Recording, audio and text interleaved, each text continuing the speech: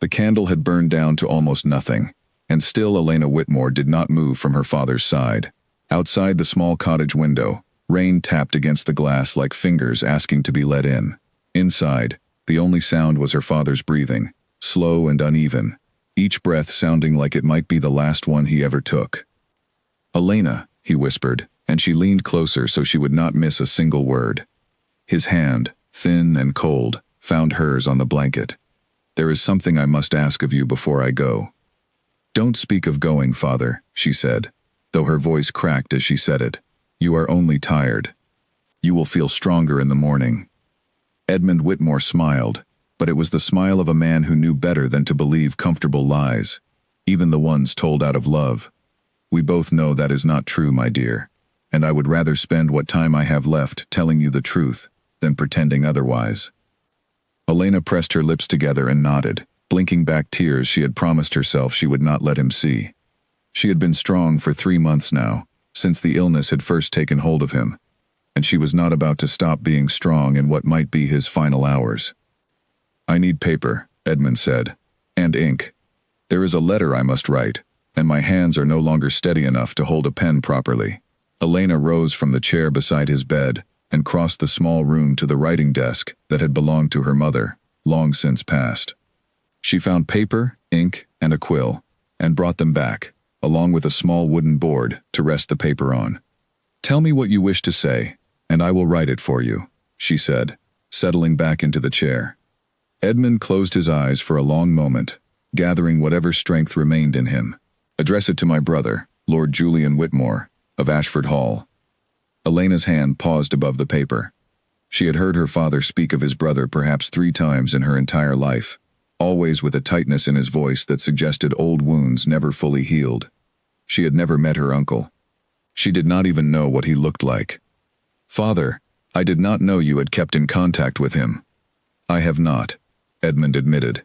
"Not in 15 years. We quarreled, long ago, over matters that seem foolish to me now, lying here with so little time left. Pride is a poor companion when death comes knocking, Elena. It offers no comfort at all." "Then why write to him now?" Edmund's eyes opened, and in them Elena saw something she rarely witnessed in her father. Fear, plain and unguarded. "Because you will need family when I am gone. And whatever quarrel Julian and I had, he is still your uncle. He has land, income, position. He can offer you a life I never could, not on a farmer's earnings. I need you to have somewhere to go, someone who might take you in." Elena wanted to argue. She wanted to say that she needed no one, that she would manage on her own, that she was not a burden to be handed off to whichever relative would take her. But she saw the desperation in her father's face, the need to know his daughter would be cared for, and she swallowed her protest. "Write it down," Edmund said. "Tell him his brother is dying, and that I ask, as my final wish, that he look after my daughter Elena. Tell him she is honest, hard-working, and deserving of kindness, whatever debts remain unpaid between us." Elena's hand trembled as she wrote, the quill scratching softly against the paper. She wrote every word her father spoke, adding nothing, changing nothing, though her heart rebelled at every line that painted her as something to be looked after, rather than someone capable of looking after herself. When the letter was finished, she read it back to him, and he nodded, satisfied. "Sign it, and then bring it to me so I might add my mark beneath your writing." She did as he asked, and watched as he took the quill in his weakened fingers and scratched something beside her signature, barely legible, but unmistakably his. Then he sank back against the pillows, exhausted by the effort. "Promise me you will deliver it," he said. "Not by post, by your own hand. I want you to look Julian in the eye when you give it to him, so he understands the weight of what is being asked. I promise, Father. And promise me something else." His hand tightened around hers, weaker now, but urgent still. "Promise me you will not let anyone diminish you. Not Julian, not anyone. You are Edmund Whitmore's daughter, and there is steel in you, whether the world sees it or not." Elena could not speak past the lump in her throat, so she only nodded, pressing his hand between both of hers. Edmund Whitmore died 2 days later, quietly, in his sleep, with the letter folded and sealed on the table beside his bed. The funeral was small. Elena had few relatives nearby, and fewer friends who could afford the time away from their own work to attend. But the ones who came stood by her with quiet sympathy, and the village priest spoke kindly of her father's character.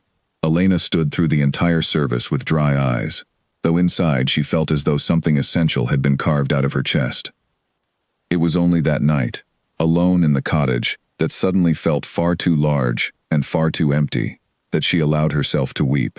She sat at the small kitchen table with the sealed letter in front of her, staring at her uncle's name written in her own hand, and she wondered what kind of man would receive it. Would he read her father's plea and feel obligation, or would 15 years of silence have hardened him against whatever affection had once existed between the brothers? She had no answers, only the letter and a promise she intended to keep. 3 days after the funeral, Elena packed a small bag with what few belongings she owned: some clothing, a locket that had belonged to her mother, a little money saved from selling what livestock the farm still had, and set out toward Ashford Hall, which lay 2 full days' journey away by coach. The coaching inn, where she stopped for the night, was a modest place, crowded with travelers seeking shelter from the rain that had followed her the entire journey. Elena took a small room upstairs and, before retiring, went down to the common area to arrange for her letter to be added to the outgoing post, since the innkeeper explained that letters bound for noble houses were often sorted there and sent onward with the regular mail coach the following morning, reaching their destinations faster than if carried by hand through unfamiliar roads. Elena hesitated. She had promised her father she would deliver the letter herself, by her own hand. But the innkeeper assured her that Ashford Hall was still a full day's ride from where she intended to disembark, and that sending the letter ahead by post would mean it arrived before she did, allowing her uncle time to prepare for her arrival, rather than being taken by surprise. It seemed reasonable. It seemed, in fact, like good sense. Elena did not know that the innkeeper's assistant, a boy named Tobias who had been working since dawn, and whose eyes burned with exhaustion in the dim candlelight of the sorting room, would misread the destination scrawled across the top of her letter. She did not know that instead of Ashford Hall, home of Lord Julian Whitmore, the letter would be placed among the correspondence bound for Ravensworth Estate, seat of Duke Alistair Grey, whose lands bordered Ashford's on the northern side, and whose name, in poor candlelight and worse handwriting, looked disturbingly similar to her uncle's. Tobias yawned, sealed the letter into the outgoing bundle for Ravensworth, and moved on to the next piece of correspondence without a second thought. It was, after all, simply one letter among dozens, and he had no way of knowing that a dying man's final wish now rode toward the wrong destination entirely, carried by a mistake no one would notice until it was far too late to undo. Elena slept that night believing her letter was safely on its way to the uncle who might, or might not, offer her shelter. She woke the next morning, boarded the coach, and continued her journey toward Ashford Hall, unaware that fate had already rerouted her father's dying wish toward a man she had never heard of and would never have expected to meet. The road to Ashford Hall wound through low hills and quiet farmland, and Elena spent much of the journey staring out the coach window, turning over in her mind all the things she might say to an uncle she had never met. Would he recognize something of her father in her face? Would he ask about the quarrel that had separated them? Or would he prefer to let old grievances remain buried? She rehearsed greetings and explanations until they blurred together into nervous static, and by the time the coach reached the outskirts of Ashford's land, she felt as though she had said everything and nothing at all. She had no way of knowing that when she finally arrived, presented herself at the gates, and asked for Lord Julian Whitmore, she would learn that no letter had arrived ahead of her at all. Lord Julian would receive her with confusion, rather than the prepared sympathy her father had hoped for, and Elena would be left standing at a stranger's door, with nothing but her own words to explain who she was and why she had come. But that confrontation was still hours away. For now, the letter that should have prepared the way for her had already been delivered, not to Ashford Hall, but many miles north, into the hands of a man whose reputation for coldness was spoken of in hushed and wary tones throughout the county, a man who rarely opened correspondence from anyone outside his own small circle, and who was, at that very moment, sitting alone in his study, staring down at an envelope addressed in unfamiliar handwriting to a name that was not his own, wondering whether to read it at all. Duke Alistair Grey turned the envelope over in his hands twice before he allowed himself to open it. He was not a man who welcomed unexpected correspondence. Most of what arrived at Ravensworth Estate came from solicitors, tenants with grievances, or distant relations hoping to remind him of family ties whenever they needed money. He had learned, over the years, to treat unfamiliar handwriting with suspicion rather than curiosity. His steward, a steady and practical man named Harold Bennett, stood near the door of the study, waiting to be dismissed. "Shall I have it returned, Your Grace? It appears to have been misdirected. The name on the front is not yours." Alistair studied the writing again. The ink was slightly smudged, as though written by an unsteady hand, and the name scrawled at the top did bear some resemblance to his own family name, though it was clearly meant for someone else entirely. "Whitmore," he murmured. "I know no one by that name." "Then it should go back through the post, sir, to find its proper destination." Alistair should have agreed. It would have been the simple thing to do, the correct thing, the thing expected of a duke, with far more pressing matters demanding his attention that morning. And yet something about the weight of the envelope in his hand, the careful way it had been sealed, made him hesitate. "Leave it with me, Harold. I will see that it reaches wherever it belongs." Harold bowed slightly and withdrew, and Alistair sat alone in the quiet of his study, the fire crackling low in the hearth, rain still falling steadily against the tall windows. He turned the letter over once more, and then, for reasons he could not fully explain even to himself, he broke the seal and unfolded the pages within.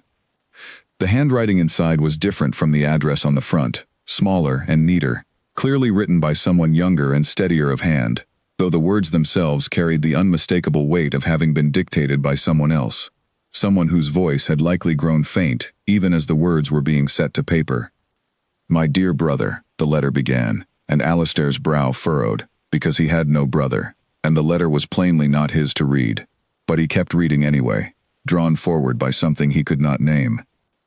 "I write to you now not out of pride, nor to reopen wounds we both allowed to fester for far too many years, but because I am dying, and a dying man has little patience left for grudges. I ask only this of you, as my final request, and I hope that whatever remains of the affection we once held for each other as boys will be enough to grant it. My daughter, Elena, will soon be alone in this world. She is honest, capable, and far stronger than her gentle appearance suggests, but she has no one left to turn to, no family, beyond what blood we still share despite our long silence. I ask that you take her in, that you offer her the protection and kindness I was never able to provide in full measure. She deserves better than to be left to fend entirely for herself. I do not ask this lightly, brother. I ask it because I have run out of other choices, and because some part of me still believes that you are, beneath everything, a man of honor. Your brother, always. Whatever else we have been to each other, Edmund."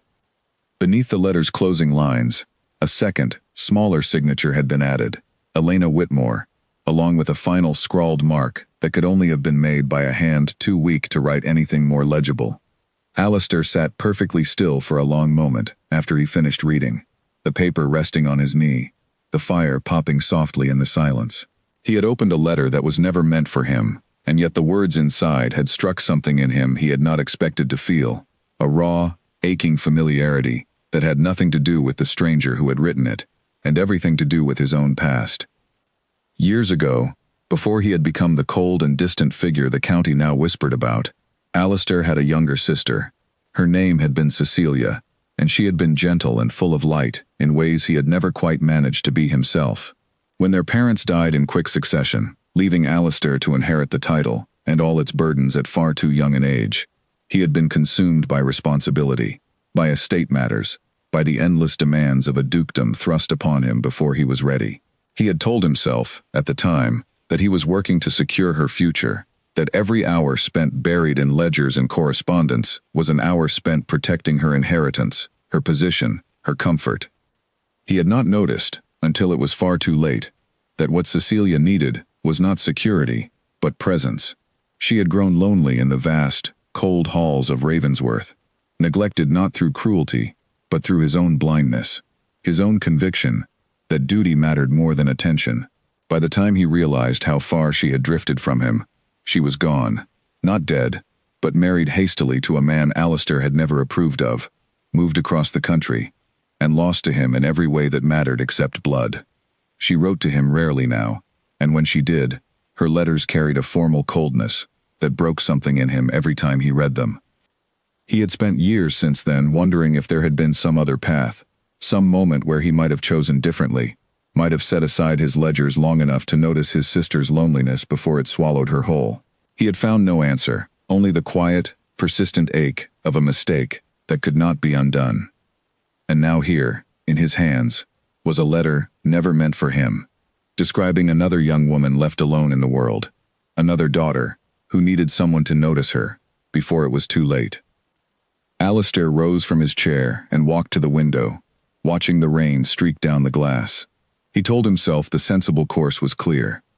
He should have the letter returned to whatever coaching inn had misdirected it, allow it to find its proper destination, and put the matter entirely out of his mind. It was not his concern. He owed nothing to a stranger named Elena Whitmore, whatever her father had hoped for her.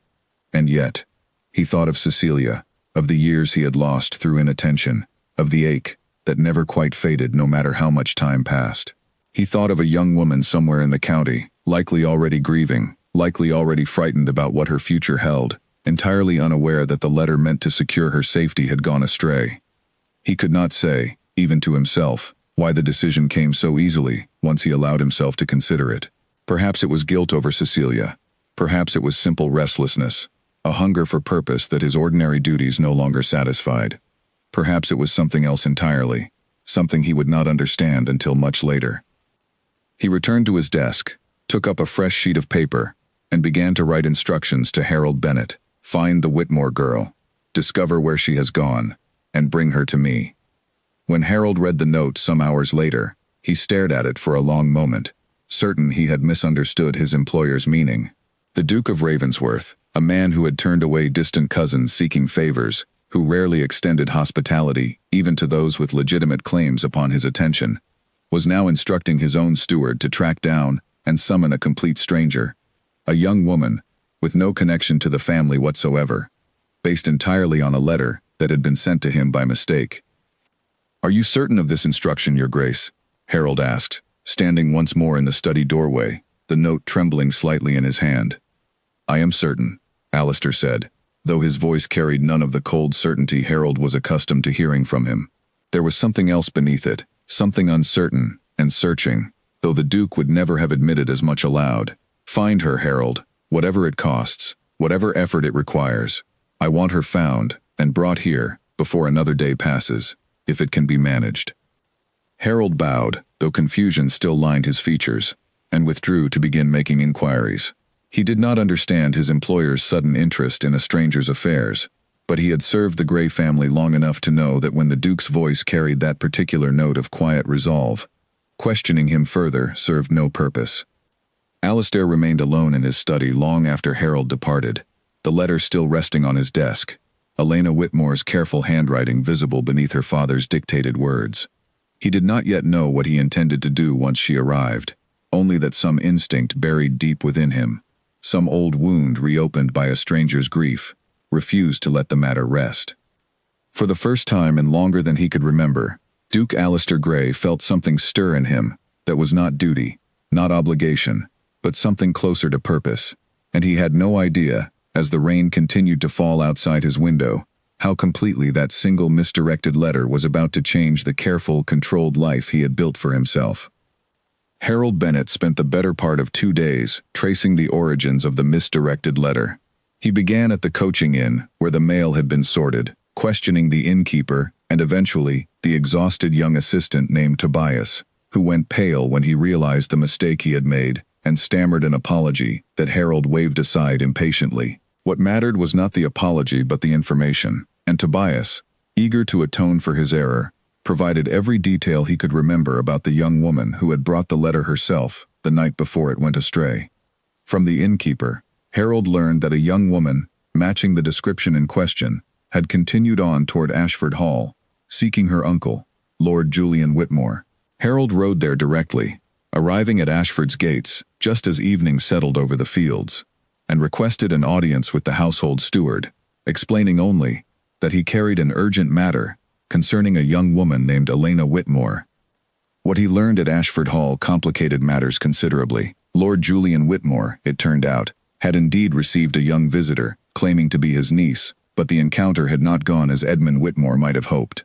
Julian, a man burdened by his own debts and increasingly desperate for any means of relieving them, had greeted Elena with cool suspicion rather than warmth, questioning her claims, demanding proof of her parentage, and ultimately, offering her nothing more than a single night's shelter before informing her, the following morning, that he could not take on the responsibility of caring for a grown niece he had never known existed until she appeared unannounced at his door. Elena, proud and wounded by the rejection, had thanked him for the night's lodging and left Ashford Hall that same morning, uncertain of where she intended to go next, only that she would not remain where she was so plainly unwelcome. Harold pressed the household steward for any indication of which direction the young woman had traveled, and after some persuasion, learned that she had inquired about lodging in the nearby village of Thistledown, a modest town roughly half a day's ride from Ashford's borders. It was there that Harold finally found her, seated alone in the corner of a small tea house, a single untouched cup before her, her expression carrying the particular hollow exhaustion of someone who had spent the last several days grieving a father, being rejected by an uncle, and wondering what remained for her in the world. Harold approached carefully, removing his hat as he did. "Miss Whitmore, I believe." Elena looked up, startled, immediately wary of a stranger who knew her name. "Who is asking?" "My name is Harold Bennet. I serve as steward to His Grace, Duke Alistair Grey, of Ravensworth Estate." He watched her face carefully as he spoke, noting the confusion that crossed her features. "Forgive my directness, Miss Whitmore, but I have been searching for you for 2 days, following a rather unusual matter concerning a letter." "A letter," Elena repeated slowly. "I sent a letter to my uncle, Lord Whitmore of Ashford Hall. I do not understand what business a duke would have with it." "That, I am afraid, is precisely the difficulty," Harold said, drawing out a chair opposite her, without waiting for invitation, though he did so with careful politeness rather than presumption. "It seems the letter was misdirected during sorting at the coaching inn where you left it. Instead of reaching Ashford Hall, it was delivered to Ravensworth, into the hands of His Grace himself." Elena's face drained of color. "The letter was meant for my uncle alone. It contained my father's final wishes, private matters concerning my circumstances. If a stranger has read it—" "His Grace has indeed read it, Miss Whitmore, and I understand your distress at the notion. I would feel similarly were our situations reversed. But I must tell you that his response to the letter's contents was not what either of us might have expected." Harold paused, choosing his next words with care. "He has instructed me to find you and bring you to Ravensworth, where he intends to honor the request made within the letter, despite it never having been addressed to him." Elena stared at him as though he had spoken in a language she did not understand. "That makes no sense at all. Why would a duke, a complete stranger, concern himself with the private troubles of a farmer's daughter he has never met?" "I confess I do not fully understand his reasoning myself, Miss Whitmore. I have served the Grey family for many years, and I have rarely seen His Grace act with such uncharacteristic urgency over any matter, let alone one involving a stranger. But his instruction was clear, and I am bound to carry it out as faithfully as I can." Elena sat in silence for a long moment, turning the impossible situation over in her mind. Only days ago she had buried her father. She had traveled to meet an uncle who wanted nothing to do with her, had been turned away with barely disguised relief at her departure, and now found herself being told that a duke she had never heard of, living on an estate she could not have located on a map, wished to take her into his household based on nothing more than a letter meant for someone else entirely. Every instinct in her rebelled against the idea. She had been raised to be wary of charity, wary of strangers offering shelter without clear reason, and the story Harold presented sounded, to her ears, uncomfortably close to the kind of tale told to lure vulnerable young women into circumstances they would later regret. "Forgive me, Mr. Bennet, but I find this entire account difficult to trust. A duke does not simply summon strangers to his household on a whim. What does he truly want from me?" Harold, to his credit, did not seem offended by her suspicion. "I understand your doubt, Miss Whitmore, and I would think less of you if you did not question it. I can only tell you what I have observed. His Grace read your father's letter, and something in it moved him deeply, though he has not explained precisely why, even to me. I do not believe his intentions are anything other than what he has stated. He wishes to offer you shelter and protection, in keeping with the spirit of the letter, regardless of the mistake that brought it to him rather than your uncle. And if I refuse? Then I will return to Ravensworth and report that you declined, and I imagine His Grace will respect your decision, however disappointed he might be. I am not here to force you into anything, Miss Whitmore. I am here to convey an offer, and the choice of whether to accept it remains entirely yours. Elena looked down at her untouched tea, then out the small window of the shop, where the last light of day was fading over the rooftops of Thistledown. She had no money left to speak of, no family willing to take her in, no clear direction for what came next in her life. The offer being presented to her, however strange its origins, was at least a roof, and, perhaps, some measure of stability, while she decided what to do with the rest of her life. But pride warred with practicality inside her, and it took several long minutes before she finally spoke again. I will come, Mr. Bennet, though I want it understood that I do not accept this as charity, nor do I intend to remain any longer than necessary while I arrange something more permanent for myself. That is entirely your prerogative, Miss Whitmore, Harold said, rising and offering a slight, respectful bow. I will arrange transportation for you first thing tomorrow morning, if that suits you. Elena nodded, though even as she agreed, a knot of unease settled in her stomach, one that would not fully loosen for many days to come. She had spent her whole life being careful, being practical, avoiding situations that seemed too convenient or too strange to trust entirely, and yet here she was, about to travel toward the estate of a duke she had never met, carried there by nothing more than a mistake in the post and a letter never meant for his eyes. That night, in the small room she had rented above the tea-house, Elena lay awake staring at the ceiling, turning over every possible outcome of the choice she had made. She thought of her father, of his final words urging her not to let anyone diminish her, and she wondered whether accepting a stranger's summons counted as diminishment or simply survival. She thought, too, of the uncle who had turned her away so easily, and wondered whether this duke, whoever he truly was, would prove any different, or whether she was simply exchanging one form of disappointment for another, dressed up in finer clothing and a grander house. She did not sleep well, and when morning came, gray and overcast, she packed her small bag once more and prepared to meet whatever waited for her at Ravensworth Estate, carrying with her both a fragile hope and a deep, unshakable wariness that refused to leave her, even as the coach Harold had arranged pulled away from Thistledown and began the long journey north toward a house she had never seen, belonging to a man whose name, until 2 days ago, she had never once heard spoken. The journey to Ravensworth Estate took the better part of a day, and Elena spent most of it watching the countryside change through the coach window, farmland giving way gradually to grander and grander stretches of land, until at last, the coach turned down a long avenue lined with old oak trees, and the house itself came into view. Ravensworth was larger than anything Elena had ever seen in person, a great stone structure with tall windows and imposing towers at each corner, surrounded by gardens that even in the muted light of late autumn showed signs of careful, expensive tending. She had grown up in a cottage with 4 small rooms, and the sheer scale of the estate before her made her stomach tighten with a fresh wave of uncertainty. What business did she have here? A farmer's daughter with dirt still under her fingernails from years of tending vegetables and livestock. The coach came to a stop before the main entrance, and a footman opened the door to help her down. Elena stepped out onto the gravel drive, clutching her small bag tightly, and found Harold Bennet waiting for her near the entrance, along with several members of the household staff, who watched her arrival with poorly concealed curiosity. She could feel their eyes on her worn traveling dress, on the plainness of her appearance, compared to whatever grandeur they were accustomed to seeing pass through those doors, and she lifted her chin slightly, refusing to let embarrassment show on her face.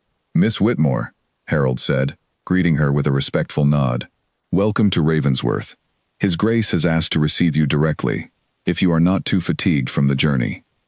"I would prefer to get whatever is coming over with, Mr. Bennet," Elena said, and something in her tone made the corner of Harold's mouth twitch, as though he found her directness unexpectedly refreshing, rather than off-putting.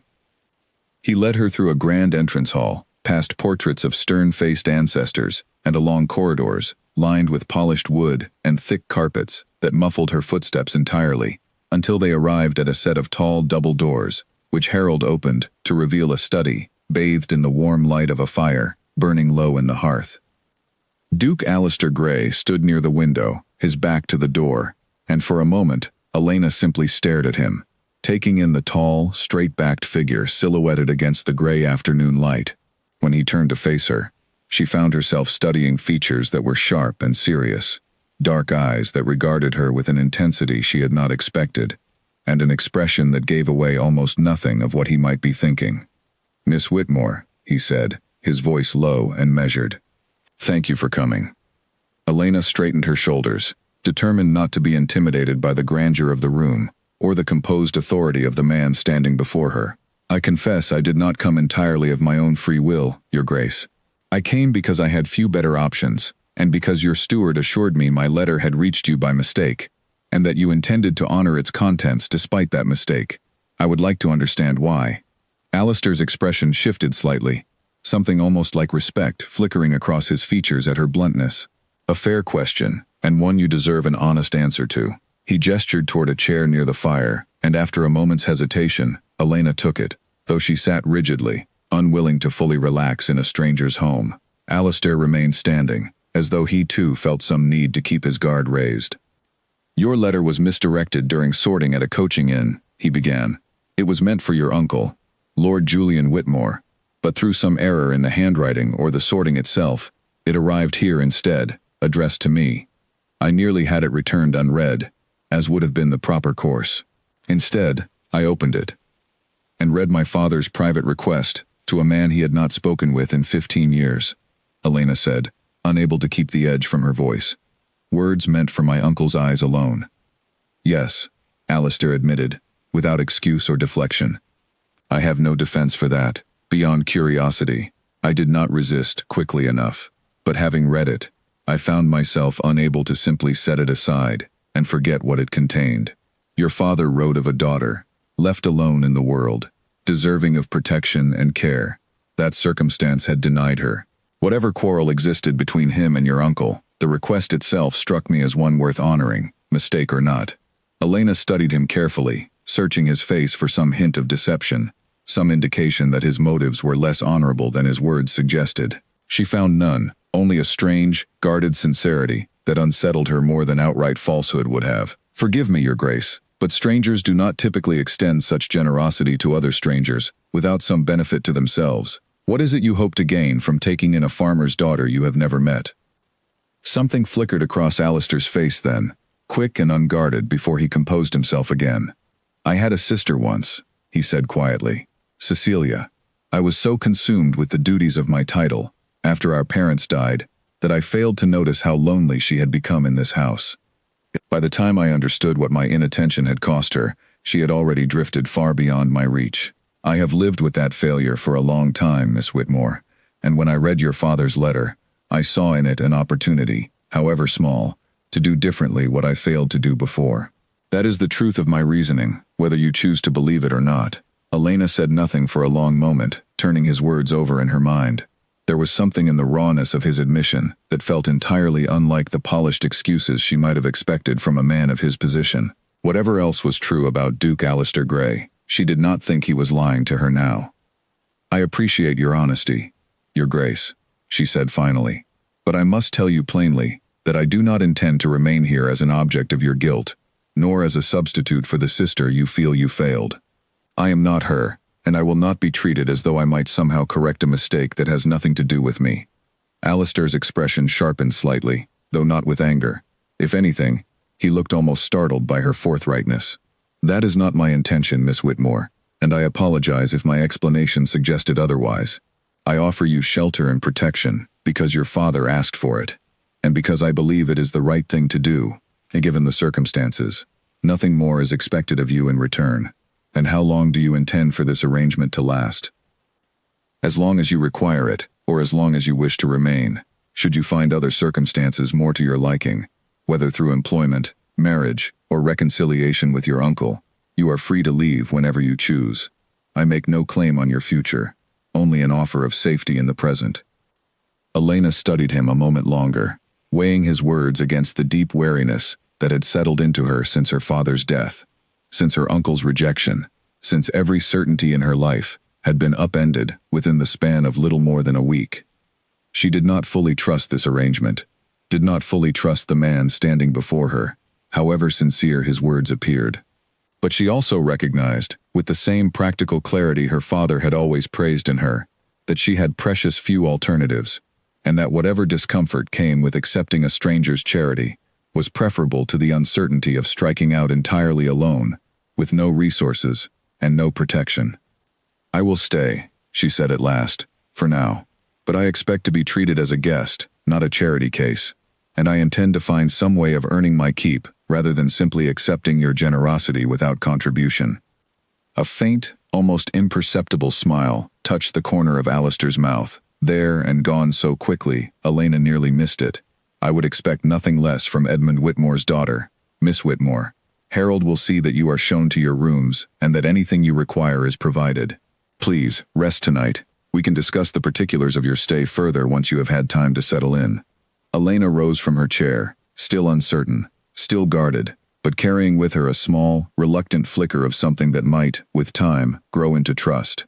As Harold led her from the study and toward the guest wing of the house, she glanced back once toward the closed doors of the Duke's study, wondering what manner of man she had truly agreed to place her fragile, uncertain future into the hands of, and whether she had made a grave mistake or, perhaps, the first right decision she had made, since burying her father in the cold, rain-soaked earth of home. The room Elena was given at Ravensworth was larger than the entire ground floor of her father's cottage. A four-poster bed dominated one wall, dressed in linens finer than anything she had ever touched, and tall windows overlooked a garden that, even wilted by autumn, still held traces of careful design in its hedges and pathways. A young maid named Susanna had been assigned to attend her, and though Elena protested at first that she needed no such assistance, Susanna's gentle insistence and evident eagerness to please eventually wore down her resistance. That first night, alone in the unfamiliar grandeur of her new surroundings, Elena sat by the window and stared out at the darkened garden, turning the day's events over in her mind. She had expected, when Harold first found her in Thistledown, that whatever waited for her at Ravensworth would be some elaborate deception, or at best, a cold and transactional arrangement designed to satisfy the Duke's guilt without any genuine warmth behind it.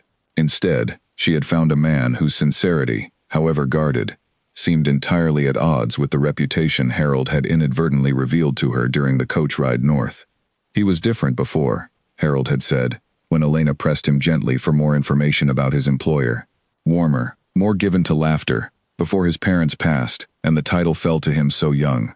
I do not think many people remember that version of him anymore, save for those of us who served the family long enough to have known him as a boy.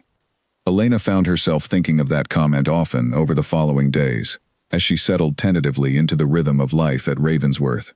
Breakfast was taken in a small morning room, rather than the grand dining hall, a courtesy she suspected had been arranged specifically to spare her the discomfort of dining alone, in such vast, unfamiliar surroundings.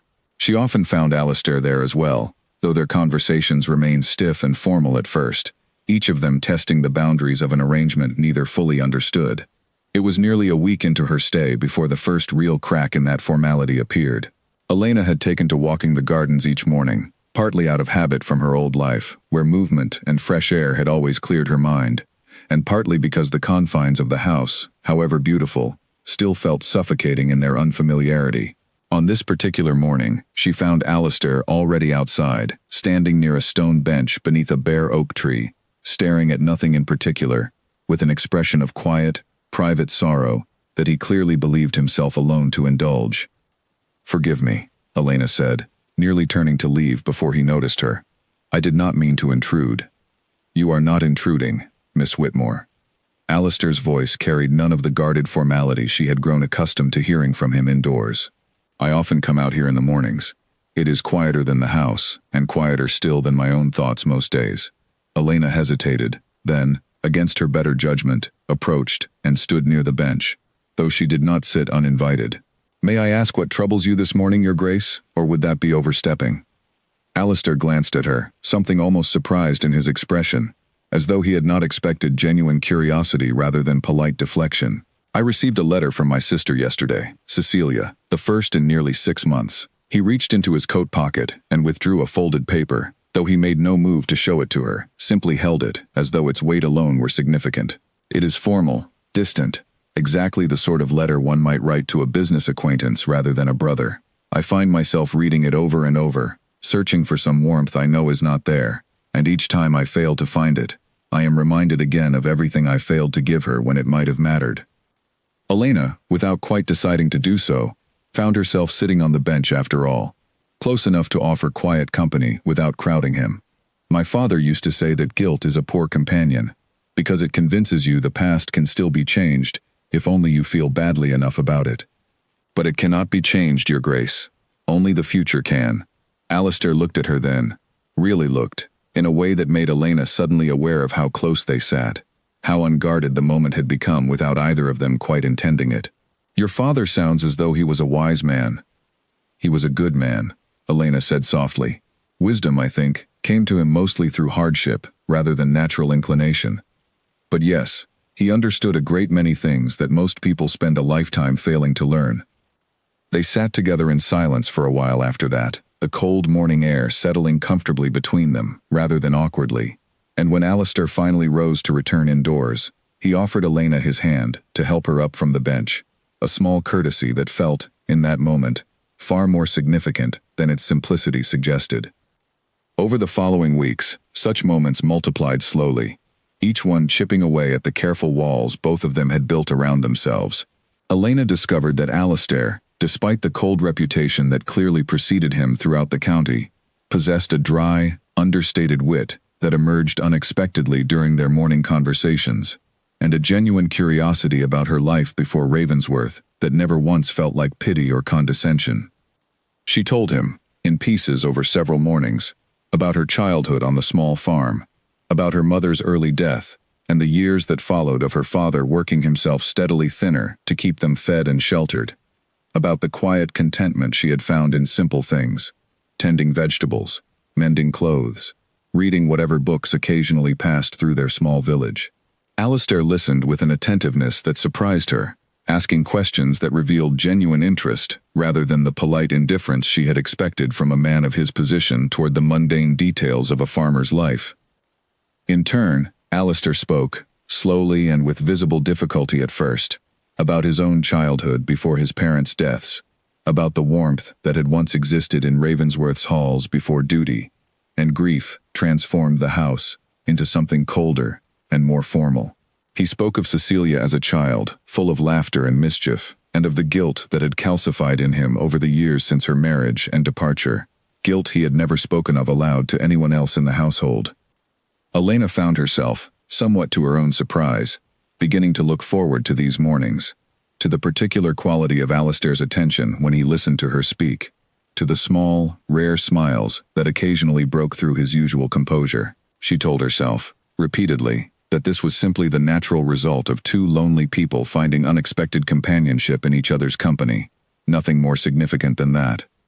But late one evening, nearly a month into her stay, as she sat by her window watching the last light fade from the garden below, Elena caught sight of Alistair walking alone, along the same path where they so often met in the mornings, his hands clasped behind his back, his expression thoughtful and distant. Something in the sight of him, solitary and unaware of being observed, stirred a feeling in her chest that she recognized, with sudden and unwelcome clarity, as something far warmer and more dangerous than simple gratitude for his hospitality. She turned away from the window quickly, as though the distance between them could somehow be preserved by refusing to look, and told herself firmly that whatever she felt was nothing more than the natural confusion of a grieving young woman, suddenly thrust into unfamiliar comfort and unexpected kindness. It would pass, she told herself. It had to pass, because nothing sensible could possibly come of a farmer's daughter, allowing herself to feel anything at all, for a duke who had taken her in, only because of a letter never meant for his eyes.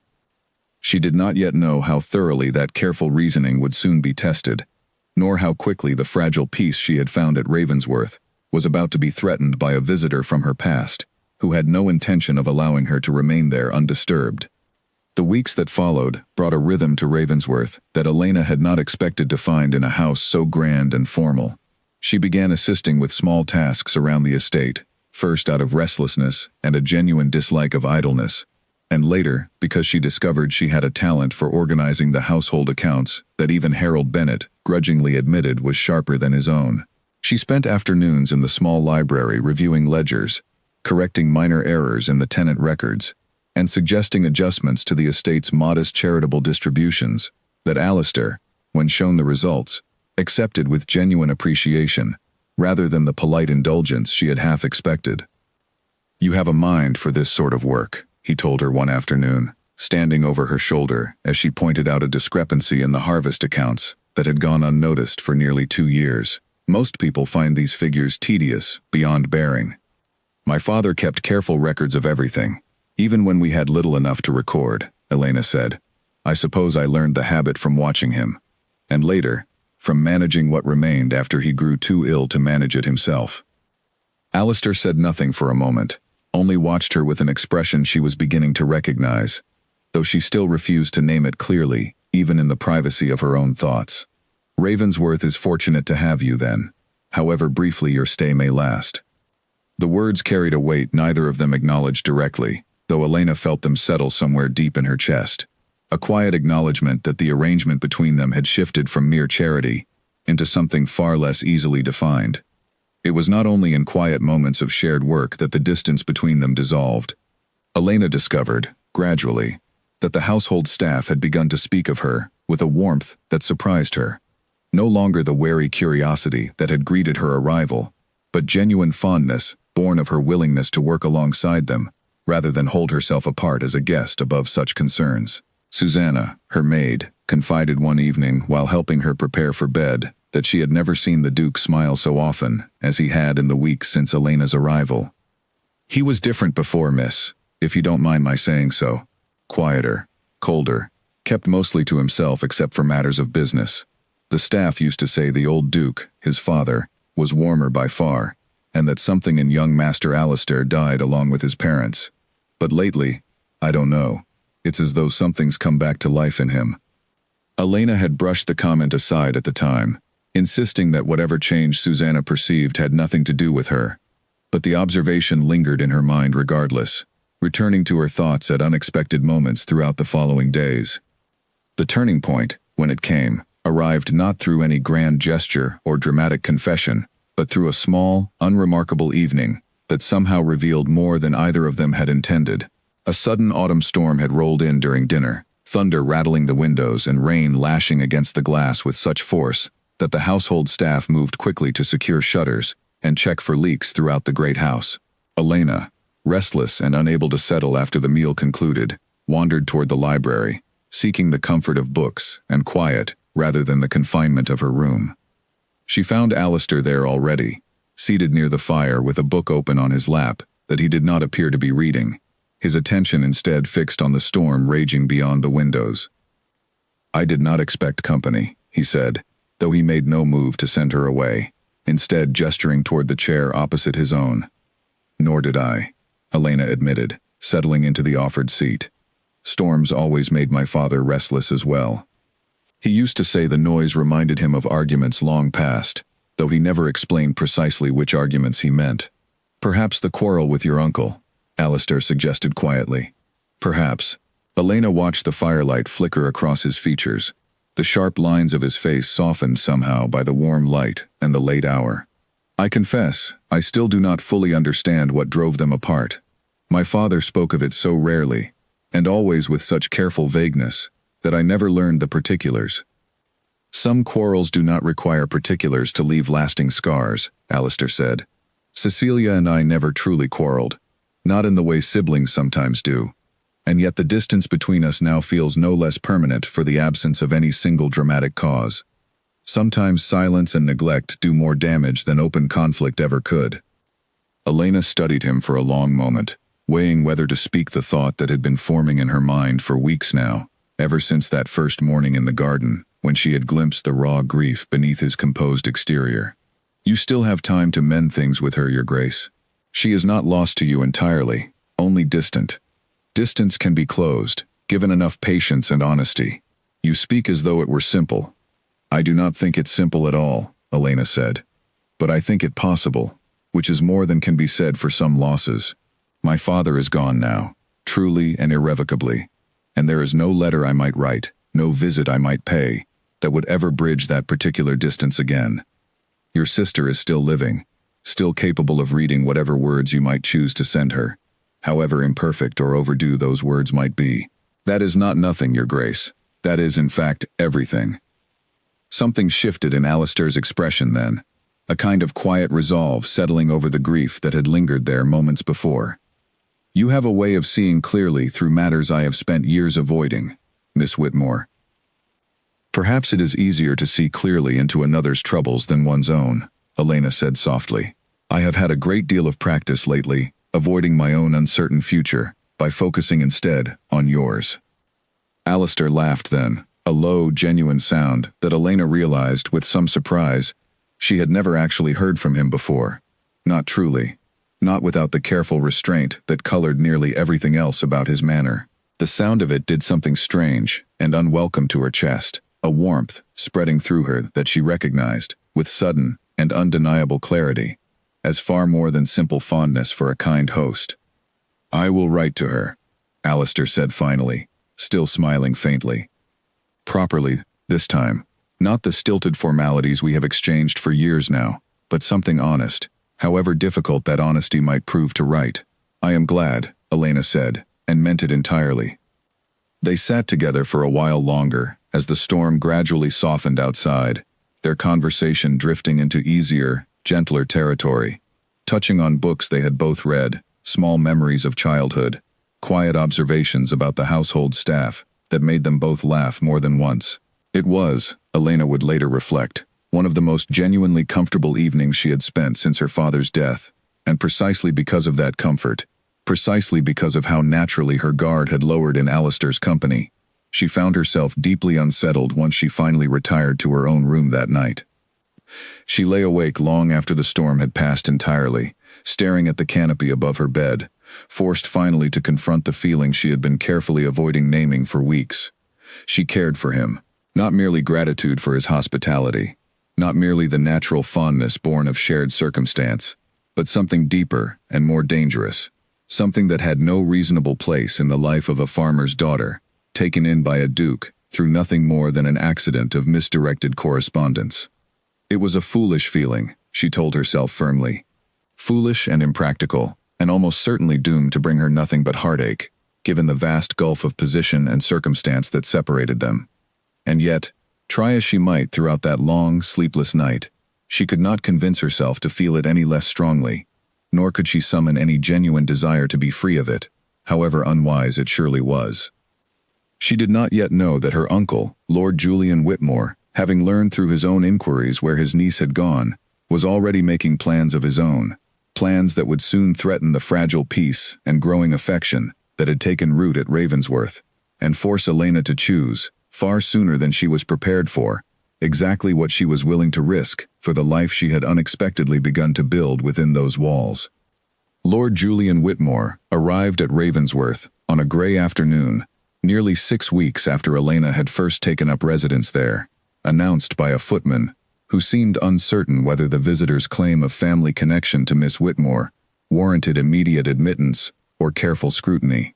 Harold, sensing something amiss in the man's manner, even before he fully explained his business, insisted on informing the Duke directly before allowing the visitor further into the house. Alistair received the news in his study, where Elena happened to be assisting with the quarterly accounts, and he watched her face carefully as Harold delivered the information. She went very still, her quill pausing mid-stroke above the ledger, and when she finally looked up, Alistair saw something he had not seen in her expression since her earliest days at Ravensworth, a wary, guarded fear that reminded him uncomfortably of how lost and uncertain she had appeared upon her first arrival. You need not see him if you prefer not to, Alistair said quietly. I can have Harold turn him away entirely, given the manner of his previous treatment of you. No, Elena said, straightening in her chair with visible effort. I would rather understand what he wants than wonder about it. Please, have him shown in. Julian Whitmore proved to be a man of middling years, well-dressed in a manner that suggested more attention to appearance than genuine wealth, with a smile that never quite reached his eyes as he entered the study and took in the scene before him. his niece, seated comfortably alongside a duke, whose reputation for coldness clearly had not prepared Julian for the ease he now witnessed between them. "Elena," he said, his tone carrying a warmth that struck her immediately as false, given the memory of their previous meeting. "I confess I did not expect to find you in such distinguished company when I set out to locate you. You did not seem overly concerned with my welfare when I first came to you, uncle," Elena said, her voice carefully even, despite the tension coiling in her chest. "I am surprised you troubled yourself to seek me out now." Julian's smile flickered, though he recovered quickly. "Circumstances have changed since our last meeting, my dear. I have had time to reflect on my hasty judgment, and I have come to understand that I acted rashly in turning away my own brother's daughter, whatever grievances existed between Edmund and myself.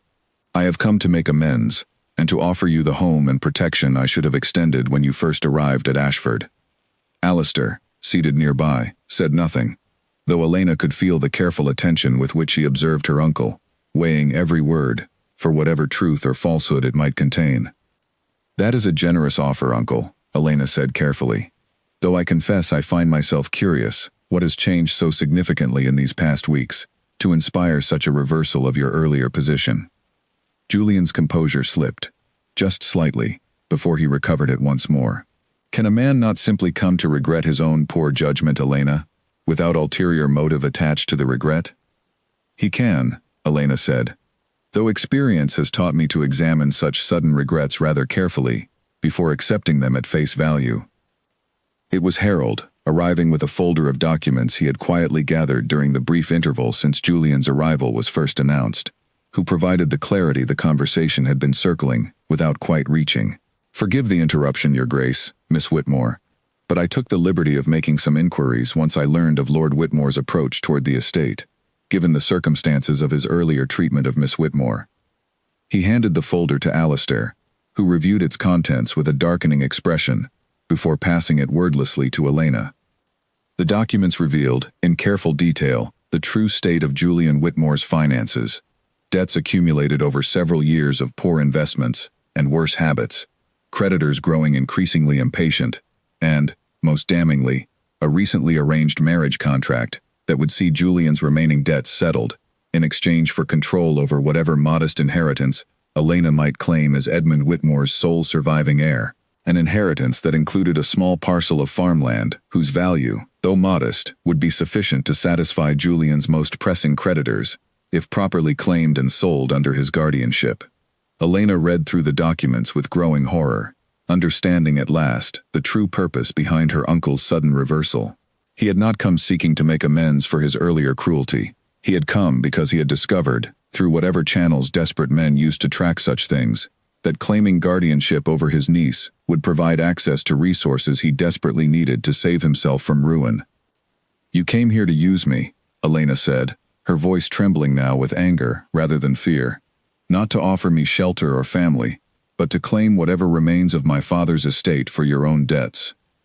Julian's careful mask finally slipped entirely, revealing something colder and more desperate beneath. "You misunderstand the situation, Elena.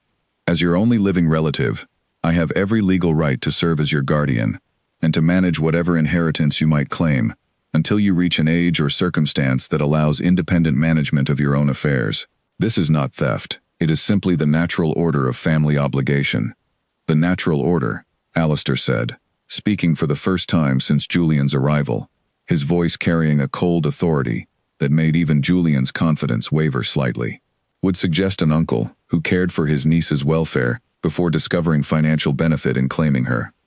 You turned her away, without a second thought, when she first came to you, seeking nothing more than shelter.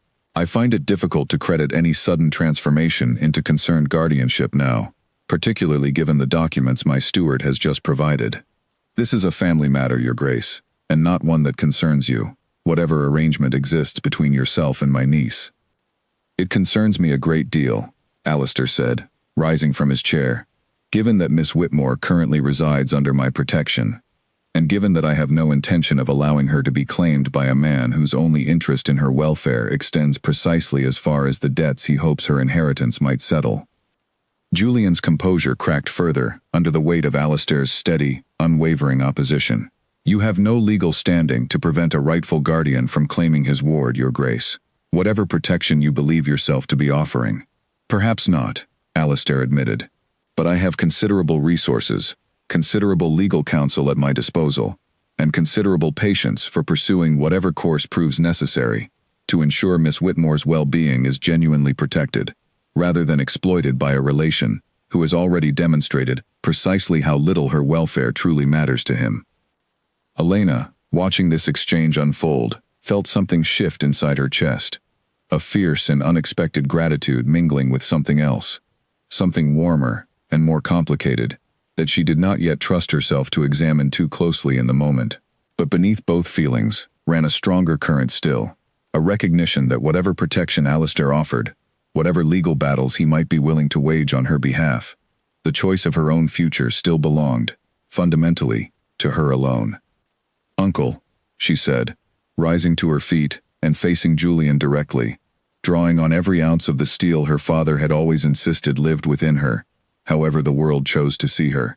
"I will not be claimed as a means of settling your debts, nor will I pretend to believe this sudden concern for my welfare is anything other than the calculation it clearly is.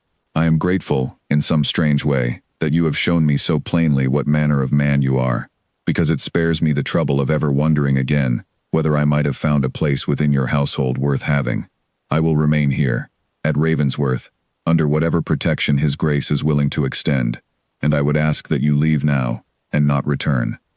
Julian stared at her for a long moment, something between anger and grudging respect flickering across his features, before he finally turned toward the door. "You will regret this decision, Elena, when you discover precisely how little a duke's protection is worth, once his own interest in the matter fades, as such interests inevitably do." "Perhaps I will," Elena said steadily, "but it will be my regret to bear, earned through my own choice, rather than a fate imposed upon me by a man who sees me as nothing more than a debt to be settled." Julian left without further argument, escorted firmly from the estate by Harold and two of the household footmen, and once the heavy front doors closed behind him, Elena felt the tension that had gripped her entire body throughout the confrontation finally begin to ease, replaced by an exhaustion so complete she nearly swayed where she stood. Alistair was at her side immediately, his hand steadying her elbow with a gentleness that belied the cold authority he had shown Julian only moments before. "You were remarkable," he said quietly. "I have rarely seen anyone face down such calculated cruelty with such composure." "I learned composure from watching my father face far worse with far less," Elena said, though her voice trembled slightly now that the danger had passed. "Thank you, Alistair, for standing beside me through that. I do not think I could have faced him so steadily alone." It was the first time she had used his given name rather than his title, and something in the small intimacy of the moment seemed to settle between them, unspoken but unmistakable, as they stood together in the aftermath of a confrontation that had revealed, more clearly than either of them had yet acknowledged aloud, exactly how much they had each come to mean to the other in the short weeks since a misdirected letter had first brought them together. In the days following Julian's departure, Ravensworth seemed to settle into a quieter, gentler rhythm, as though the confrontation had cleared some lingering tension from the air that neither Elena nor Alistair had fully recognized until its absence became noticeable. Elena found herself sleeping more soundly, no longer troubled by the vague, unresolved fear of what claim her uncle might attempt to press against her future. And yet a new kind of restlessness had taken its place, one born not of fear, but of the growing, undeniable awareness of what she felt for the man who had defended her so fiercely, against a threat that was not even his own to bear. She tried, in the days that followed, to occupy herself with the household accounts and the small responsibilities she had taken on since her arrival, hoping that industry might quiet the persistent flutter of feeling that rose in her chest whenever Alistair entered a room. It did not work particularly well.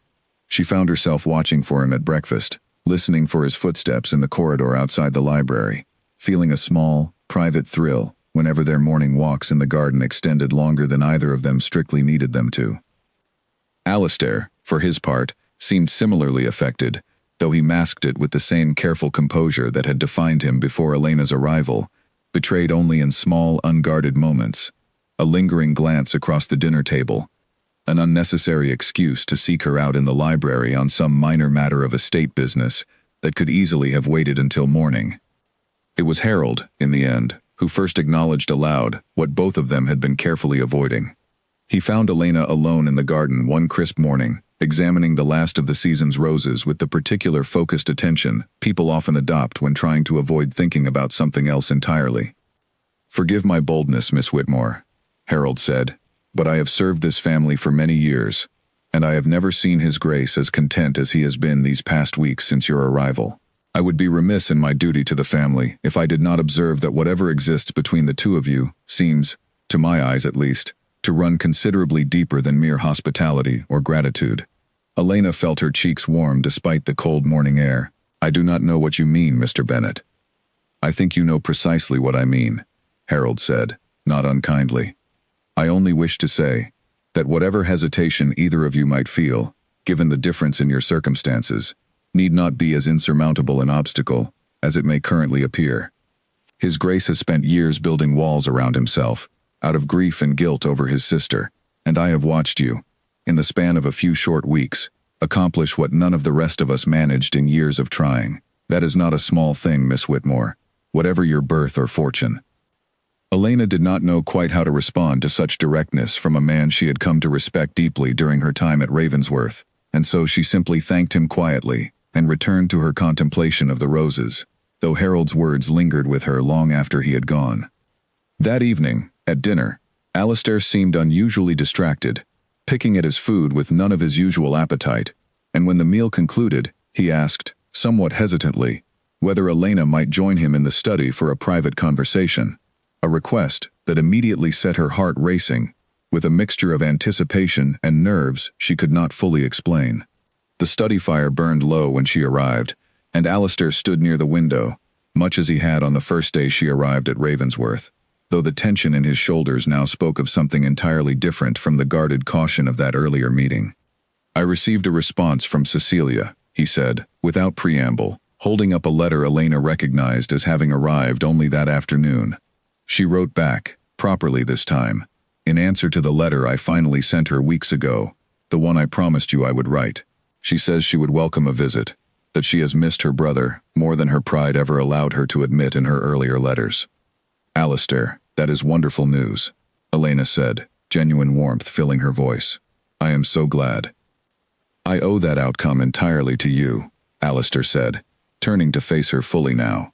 "To your counsel that evening, during the storm, and to the courage you showed me these past weeks, in facing your own difficult circumstances without flinching. You have changed something in me, Elena, in ways I am only beginning to understand myself." Elena's breath caught at the use of her given name, spoken so softly, so deliberately, that she understood immediately this conversation had moved beyond gratitude for advice about a distant sister. "I did very little beyond speaking plainly," she said, though her voice trembled slightly now.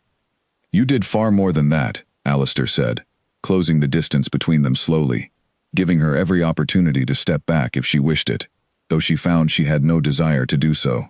"You arrived here as a stranger, carried by nothing more than a mistake in the post, and yet, in the weeks since, you have become the person whose company I most treasure in this house, whose counsel I trust above all others, whose presence has brought warmth back into halls that have felt cold and empty for far too many years. I do not know precisely when gratitude became something else entirely, Elena, but I know now, without doubt, that what I feel for you extends well beyond the debt I believed I owed your father's memory." Elena's heart pounded so fiercely she felt certain he must be able to hear it in the quiet of the study. "Alistair, I am nothing more than a farmer's daughter, brought here by an error that was never meant to happen. Whatever I might feel in return does not change the vast difference in our circumstances, nor the difficulties such feelings would surely bring upon us both." "I have considered those difficulties at great length," Alistair said quietly, "and I find that none of them weigh as heavily against what I feel when I am fortunate enough to spend my mornings in your company, Elena. Difference in circumstance can be managed, given sufficient will on both sides. What I am less certain I could manage is watching you leave Ravensworth someday, believing that whatever grew between us here amounted to nothing more than the accidental kindness of a guilty duke toward a stranger's daughter." Elena felt tears rising unexpectedly to her eyes, born not of sorrow but of the overwhelming relief of hearing spoken aloud the very feelings she had spent weeks trying to convince herself were foolish and impractical. I have felt the same, Alistair, from nearly the first morning we spoke together in the garden, though I told myself repeatedly that such feelings had no reasonable place in my circumstances. Then perhaps, Alistair said softly, reaching to gently take her hand in his own, we might both agree to set reasonable aside for a while, and simply allow ourselves to feel what we plainly already feel, whatever complications the world might later insist on raising against it. Elena, for the first time since her father's death, felt something loosen fully in her chest, a fear she had carried since burying him finally beginning to ease, replaced by a fragile but genuine hope for a future she had never dared imagine possible when she first set out from her father's cottage, carrying nothing but a letter meant for a man she would never meet. I would like that very much, she said quietly, and when Alistair leaned down to press a gentle kiss to her forehead, rather than her lips, a careful, respectful gesture that spoke of patience rather than urgency, Elena understood that whatever came next between them would be built slowly, deliberately, on a foundation far sturdier than the simple accident of fate that had first brought them together. News of the growing attachment between Duke Alistair Gray and the young woman residing at Ravensworth Estate spread through the county with the particular speed that gossip always seemed to travel among households with far too little of genuine interest to occupy their conversation otherwise. Elena found herself, in the weeks that followed the study conversation, the subject of considerable speculation whenever she ventured into the nearby village for errands, curious glances following her wherever she went, though she noticed, with some relief, that the household staff at Ravensworth itself had long since grown protective of her, quick to silence any servant from a neighboring estate who dared speak carelessly of their mistress's origins within their hearing. Alistair, for his part, seemed entirely unconcerned with whatever whispers circulated beyond his own gates. He had, Elena observed with growing wonder, become a different man in the months since her arrival, lighter in manner, quicker to laugh, more present in every interaction with his household staff and tenants than Harold's earlier descriptions of his former coldness would have suggested possible. The transformation had not gone unnoticed by anyone who knew him well, and more than once Elena caught members of the household staff exchanging quiet, satisfied glances whenever the Duke's newfound warmth revealed itself in some small, unexpected kindness. It was during this period that Alistair finally made good on his promise to visit his sister, and he insisted, somewhat nervously, that Elena accompany him on the journey, a request that filled her with equal parts honor and anxiety at the prospect of meeting the woman whose distant loss had shaped so much of Alistair's guarded nature before her own arrival changed things. Cecilia, when they finally arrived at the modest but comfortable house she shared with her husband, some 2 days' travel from Ravensworth, proved to be nothing like the cold, formal correspondent her recent letters had suggested. She greeted Alistair with tears in her eyes and an embrace that spoke of years of suppressed longing, finally given permission to surface. And when Alistair introduced Elena, stumbling slightly over how precisely to characterize her role in his life, Cecilia simply smiled knowingly and embraced Elena as well, as though she had already understood everything her brother's hesitant introduction failed to fully articulate.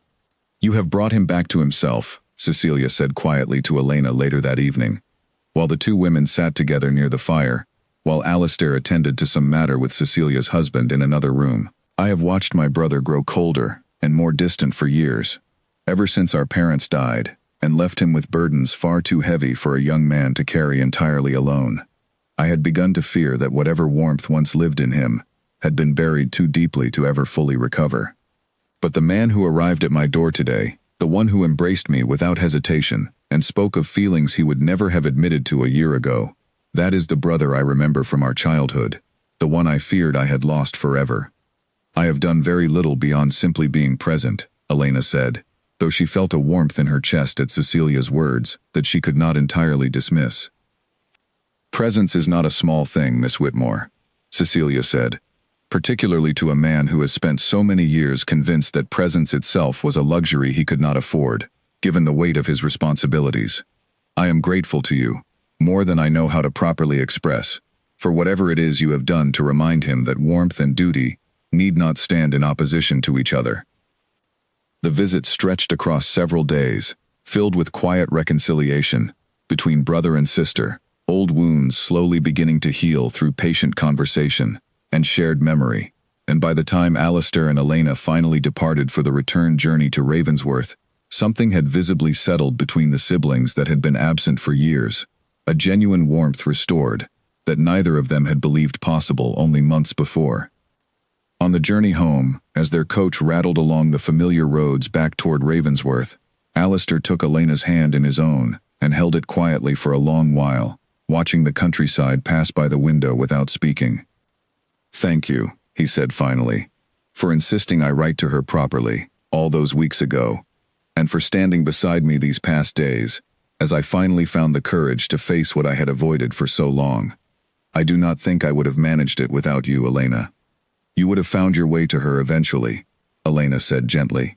"I merely helped hurry along a reconciliation that was always going to happen, given enough time and enough willingness to set pride aside." "Perhaps," Alistair said, "though I find myself grateful regardless, that you were the one who helped me find that willingness sooner rather than later." He turned to face her more fully then, something serious and tender settling into his expression. "Elena, I have given a great deal of thought to what I wish for my future, and I find that in every version of that future I can imagine, you are present within it, not as a guest or a temporary companion, but as something far more permanent and essential." Elena's heart quickened at the direction his words were taking, though she said nothing, allowing him space to continue. "I do not have a letter to offer you this time," Alistair said, a faint, nervous smile touching his lips. "Nor any grand ceremony prepared for this moment. Only the plain truth of what I feel, spoken as honestly as I know how. I love you, Elena Whitmore, more deeply than I believed myself still capable of loving anyone, after the losses and guilt that shaped so much of my recent life. I would be honored, more than I can properly express, if you would consent to become my wife, and to build whatever future remains ahead of us together, side by side, rather than separately." Tears filled Elena's eyes, born entirely of joy this time, with none of the sorrow or uncertainty that had colored so much of her recent past. "Alistair, I came to Ravensworth carrying nothing but grief, and a letter meant for someone else entirely. I never imagined, in my most hopeful moments, that such an accident of fate might lead me toward a love as genuine and steady as what has grown between us these past months. Yes, Alistair, I will marry you, gladly and gratefully, and with a whole heart that no longer feels the weight of the losses it once carried alone." Alistair's answering smile was unguarded and radiant in a way Elena had never witnessed from him before, and when he leaned forward to kiss her properly for the first time, gentle and certain and full of promise, Elena felt, with complete and settled certainty, that whatever winding, improbable path had led her to this moment, it had delivered her exactly where she was always meant to be. The wedding took place at Ravensworth on a clear, mild morning some months later, held not in the grand cathedral in the county town that many had expected of a duke's marriage, but in the small chapel on the estate grounds itself, surrounded by the gardens where Elena and Alistair had first begun, quietly and unexpectedly, to fall in love during their early morning walks together. Cecilia stood proudly beside her brother throughout the ceremony, her husband at her side, the reconciliation between siblings now fully restored and stronger, by all accounts, than it had ever been even before their parents' deaths had first driven them apart through grief and misplaced duty. Harold Bennett, who had served the Grey family faithfully for so many years, and who had first found Elena in that small tea-house in Thistledown, stood near the back of the small gathering, with an expression of quiet, satisfied pride, having watched the entire improbable story unfold from its earliest and most uncertain beginnings.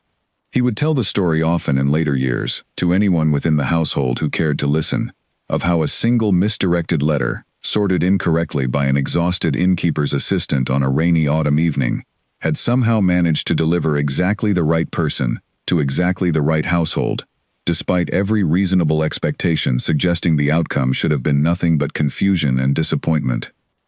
Elena wore, for the ceremony, a simple gown that Cecilia had helped her select, elegant without excess, much like Elena herself, and when she walked down the short aisle toward Alistair, she carried with her a small, carefully preserved keepsake, tucked discreetly into her bouquet. The original letter her father had dictated to her in his final days. The very letter that had been misdirected through fate or accident or some combination of both toward a duke who had never been meant to read it, yet who had chosen, upon reading it, to honor its spirit, regardless of the mistake that delivered it into his hands. The ceremony itself was brief but heartfelt, the vows exchanged simply and sincerely, without the elaborate flourishes that might have accompanied a more conventional ducal wedding, precisely because both Elena and Alistair had agreed, in the weeks leading up to the occasion, that they wanted their union to reflect the genuine, unguarded affection that had grown between them, rather than the formal grandeur that so often accompanied matches of similar rank and circumstance. Following the ceremony, a modest celebration was held in the gardens, tables set beneath the same oak tree, where Alistair had first confided in Elena about his estrangement from Cecilia, the same bench where their friendship had first begun to deepen into something neither of them had initially dared to name.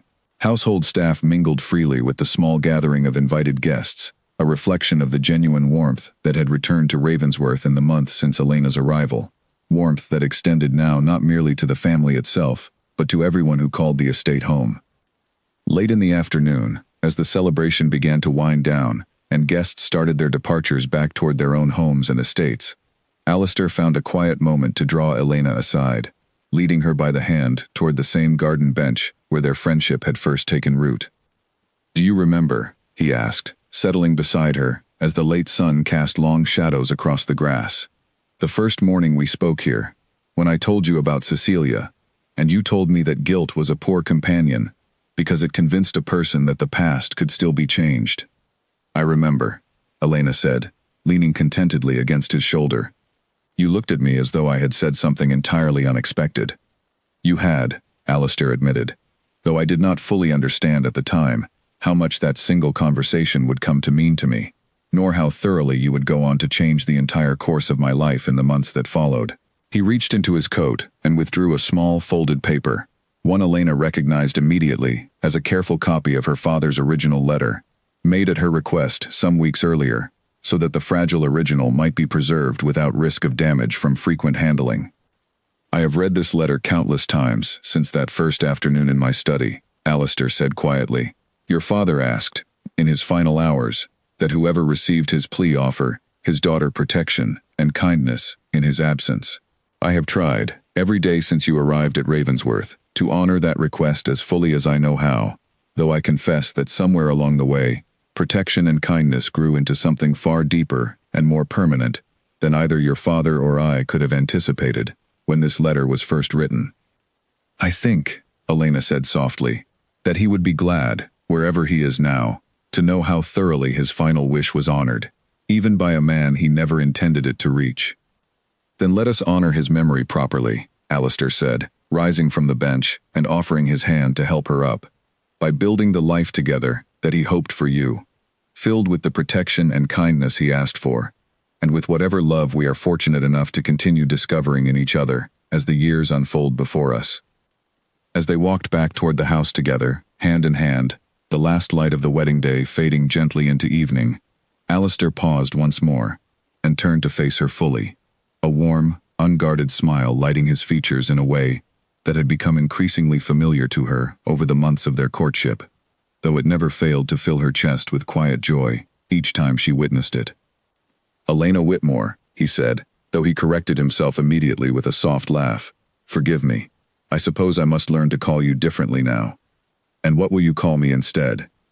Elena asked, smiling up at him with the same quiet warmth that had first drawn him to her many months before, back when she had arrived as nothing more than a frightened stranger carrying a letter never meant to find him. Alistair drew her close, pressing a gentle kiss to her forehead before answering, his voice full of a tenderness that spoke of everything they had built together since that first improbable meeting. "My Duchess," he said simply, and Elena, standing in the fading golden light of her wedding day, surrounded by a home and a family she had never imagined finding when she first set out from her father's cottage all those months ago, felt certain, with complete and settled peace, that some mistakes, however unlikely, were simply fate's quiet way of delivering exactly what was always meant to be found.